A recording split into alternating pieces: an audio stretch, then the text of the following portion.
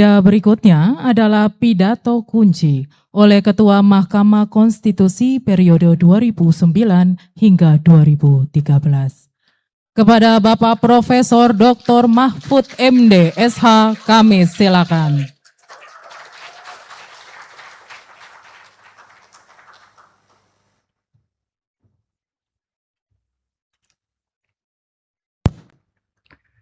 Assalamualaikum warahmatullahi wabarakatuh. Hadirin sekalian, para senior, profesor, kalau dari usia nih Profesor Bagirmanan, Profesor Jimli Asidiki, kemudian Pak Arif Hidayat, beserta para hakim, Kepala Perpustakaan Nasional, Profesor Aminuddin Aziz, dan anggota Hakim Konstitusi yang baru, Pak Inuncius, Pak Palguna selaku Kepala atau Ketua Majelis Kehormatan Mahkamah Konstitusi dan yang lain-lain sekalian. Saudara, sesuai dengan jadwal Mahkamah Konstitusi dan yang lain-lain sekalian. Saudara, sesuai dengan jadwal saya bicara singkat saja agar nanti peluncuran bukunya lebih lama. Pertama, saudara, saya mengucapkan salut kepada semua penulis buku. Karena dalam suasana begini masih mau menulis. Sekarang ini menulis bukan hanya tidak dapat honor, atau honornya kecil sekali.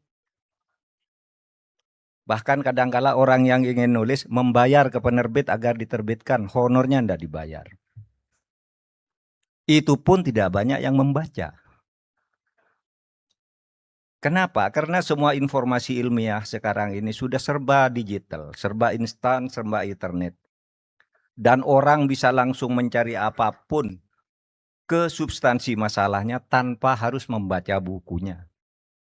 Misalnya kita akan tanya apa pendapat Prof. Jimli tentang perubahan Undang-Undang Dasar yang kelima. Itu tidak usah membaca bukunya Prof. Jimli, sudah ada di internet. Itulah sebabnya terkadang banyak orang yang malas menulis karena menulis itu sekarang sudah kalah. Bahkan kadangkala saudara di kantor saya tuh ada orang baru menerbitkan buku lalu diletakkan di kantor saya 50 buku gitu disuruh bagikan ke orang. Saya bilang apa kantor saya ini distributor. Karena sekarang banyak orang langsung ke internet, bukan buku itu tidak bagus. Nah, saudara, tetapi menulis buku itu tetap penting. Untuk menyadari bahwa buku ilmiah bukan sekedar media informasi yang bisa dicuplik isinya begitu saja. Tetapi dia merupakan media pemikiran yang mendalam dan jelas sumbernya. Pencarian isi buku melalui ringkasan atau thread memang unggul dalam kecepatan. Tetapi buku jauh lebih unggul dalam kedalaman analisis dan argumen, dalam konsistensi teori, dan dalam kesinambungan metodologi. Serta dia mengikat secara moral agar orang juga bisa mempertanggungjawabkan isi bukunya. Orang yang menulis itu tidak mudah terjebak menjadi intelektual tukang. Intelektual tukang itu orang yang mencari-cari dalil untuk membuat pembenaran, bukan untuk menyatakan kebenaran. Jadi kalau ada sesuatu salah dan politis kuat atau ekonomis kuat, bayar aja orang untuk cari dalil-dalil. Wah ini profesor, oh ini doktor hukum, ini suruh ngomong. Lalu dicarikan dalil-dalil pembenar sampai akhirnya salah. Nah itu yang dulu istilah intelektual tukang itu dulu merebak menjelang jatuhnya Orde Baru. Karena itu menjerumuskan negara. Sehingga banyak intelektual tukang, banyak ulama tukang dan sebagainya. Sehingga akhirnya negara tidak tertolong. Semua memuji-memuji, semua membenarkan, tidak ada yang meluruskan. Nah kalau orang nulis buku, seperti Pak Jimli, Pak Bagir, Pak Palguna dan yang lain lah, pasti terikat. Saya sudah pernah nyatakan itu. Saya menyatakan itu bukan ngutip di chat GPT. Yang nulis itu tidak gitu. bertanggung jawab. Saya mengatakan itu dan saya akan tetap mengatakan itu kecuali memang ada perubahan yang mendasar secara ilmiah. Oleh sebab itu saya mengucapkan selamat ya kepada MK yang sudah melakukan peluncuran buku ini. Saudara, buku memang tidak bisa menjawab kecepatan internet, tapi dia melawan kedangkalan, melawan instan dan spontanitas di dalam menjelaskan sesuatu. Itulah buku. Kalau saudara cari di internet, ya cepat sekali, tapi sering salah loh. Pak Jimli 2 hari lalu saya tanya itu, Prof. Jimli As-Siddiqi itu lahir di mana? Sungguh ini di ChatGPT. Jawabannya apa? Prof. Jimli As-Siddiqi lahir di Sumeneb tahun ini. Ini sungguh Pak, sungguh ChatGPT salah Pak.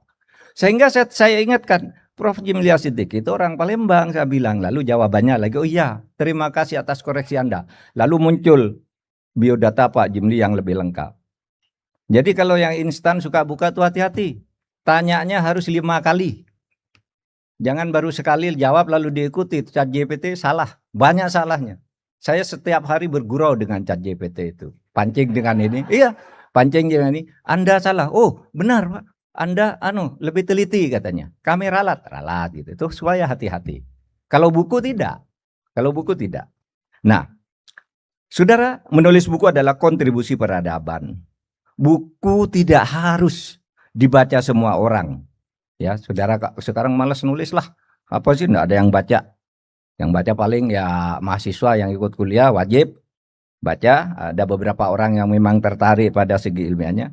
Tapi sebenarnya buku itu memang cukup dibaca oleh mereka yang menghendaki kedalaman.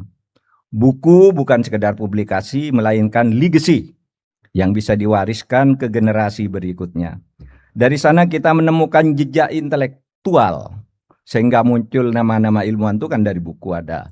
Kalau di hukum tata negara ya ada Casey Wers, Hans Kelsen, Yamin, Hatta, Pak Jimli, Pak Arief dan sebagainya, itu ada jejak sebagai legacy di situ. Nah, saudara, buku juga sebagai kepentingan publik. Menulis buku tidak bisa dalam kerangka kepentingan ekonomi semata dan popularitas penulisnya, tapi harus untuk kecerdasan publik. Itulah filosofi penulisan buku.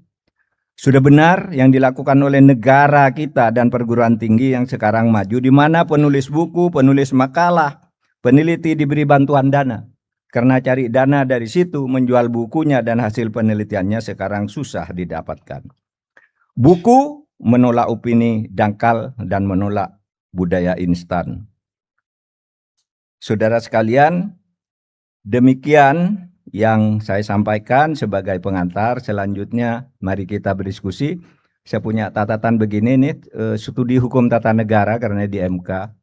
Saudara, perkembangan ilmu hukum tata negara itu berkembang pesat sejak era reformasi. Hukum tata negara sekarang menggeser paradigma dari state power ke konstitusionalisme. Menggeser penguatan dinamika tolak tarik antara politik dan hukum. Kalau dulu kita hukum tata negara itu menerangkan hukumnya begini, pasal sekian begini, ini tata negaranya begini. Maka dulu hukum tata negara tidak laku. Tapi begitu selesai reformasi menjadi lebih dinamis. Kenapa kok begini? Kenapa tidak ubah begini? Kenapa pelaksanaannya ditafsirkan begini? Bukannya tafsir itu ada sekian banyak cara menafsir.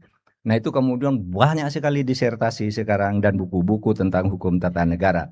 Yang menurut saya sudah melihat perkembangan buku-buku tentang hukum itu paling banyak memang disertasi dan buku-buku tentang hukum tata negara untuk sekarang ini.